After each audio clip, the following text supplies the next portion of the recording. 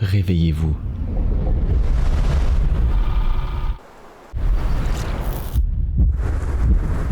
À vous maintenant.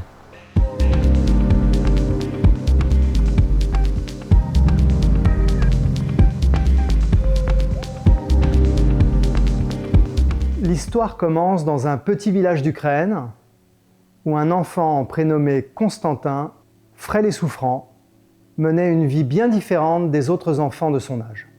Alors que ses camarades jouaient dans les rues, couraient dans les champs et riaient en toute insouciance, Constantin passait la majeure partie de son temps enfermé dans une chambre d'hôpital. Son plus grand ennemi n'était ni une autre personne, ni une épreuve scolaire, mais un acte simple et vital que tout le monde accomplissait sans effort: respirer. Pour Constantin, chaque respiration était une lutte, une bataille contre son propre corps. Son asthme sévère l'entravait dans toutes ses activités quotidiennes. Il ne pouvait pas courir, il ne pouvait pas jouer et parfois même, il ne pouvait pas aller à l'école. Chaque jour, il était condamné à regarder par la fenêtre les arbres bouger doucement sous le vent tandis qu'il restait assis sur son lit. Ses poumons le trahissaient à chaque tentative de les emplir d'air. Un soir, alors qu'il avait à peine 10 ans, une crise plus forte que toutes celles qu'il avait connues jusque-là le frappa. Son souffle se faisait de plus en plus court, chaque inspiration devenant un combat pour survivre. Il sentait son corps trembler, ses muscles tendus dans cette lutte incessante pour faire entrer un peu d'air. À travers la fenêtre, il voyait les ombres des arbres se balancer dans la nuit. Insensible à sa douleur, il était épuisé, désespéré. Alors que son corps et son esprit lui criaient de respirer, de forcer une bouffée d'air dans ses poumons bloqués, Constantin prit une décision étonnante. Au lieu de se battre, il décida de ne plus respirer. Il allait contre son instinct vital, refusant d'inspirer une fois de plus. Peut-être que c'est mieux comme ça, pensait-il, résigné à un sort qui semblait inévitable. Il resta en apnée, refusant de lutter. Son corps réclama vite de l'oxygène, et l'envie de respirer fut irrésistible.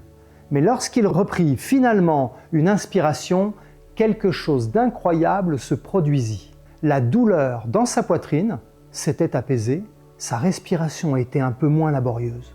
Intrigué et poussé par cet espoir naissant, Constantin recommença. Il retint à nouveau sa respiration, et puis encore une fois. À chaque apnée, à chaque effort de contrôle, il sentit son asthme se calmer. Ce soir-là, pour la première fois depuis longtemps, Constantin réussit à calmer sa crise d'asthme par lui-même. La lutte cessa et il put enfin tranquillement s'allonger dans son lit. Il s'endormit profondément, comme il ne l'avait pas fait depuis des semaines. Cette découverte, issue de son propre désespoir, allait devenir une révélation.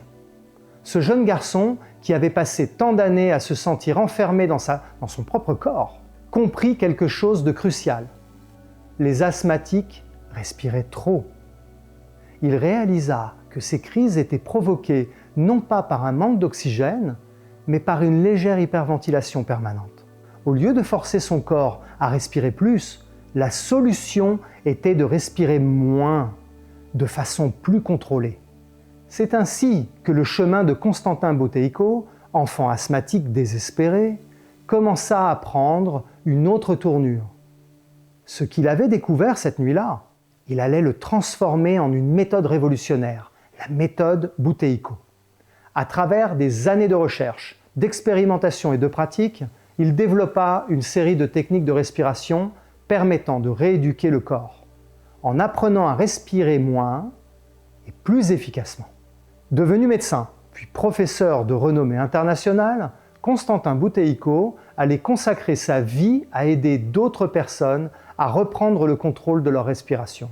Comme il l'avait fait cette nuit-là, il allait démontrer que, en apprenant à réduire la respiration et à calmer les crises de panique associées à l'asthme, on pouvait non seulement vivre mieux, mais aussi parfois se libérer de symptômes débilitants. Grâce à lui, des centaines de milliers de personnes à travers le monde souffrant d'asthme et d'autres troubles respiratoires allaient découvrir qu'il est possible de contrôler leur propre corps, de calmer leur souffle et de retrouver une qualité de vie qu'ils pensaient perdue à jamais. Si nous partageons cette histoire chez O2CO2, c'est parce qu'elle nous touche profondément. Elle met en lumière le pouvoir de la respiration, un élément central de notre méthode. Grâce aux enseignements du Dr Buteyko, nous sommes en mesure d'aider des personnes asthmatiques à améliorer leur qualité de vie. De plus, Patrick McKeown, l'un de nos mentors, avec qui nous avons étudié et obtenu notre certification d'instructeur de la méthode Oxygen Advantage, a été l'un des élèves du Dr Buteyko. Cette connexion directe avec l'héritage de Buteyko renforce notre engagement et notre expertise dans le domaine de la respiration. C'est pourquoi cette histoire résonne particulièrement avec nous, car elle est au cœur de notre mission d'accompagner chacun vers une meilleure santé et un mieux-être au quotidien.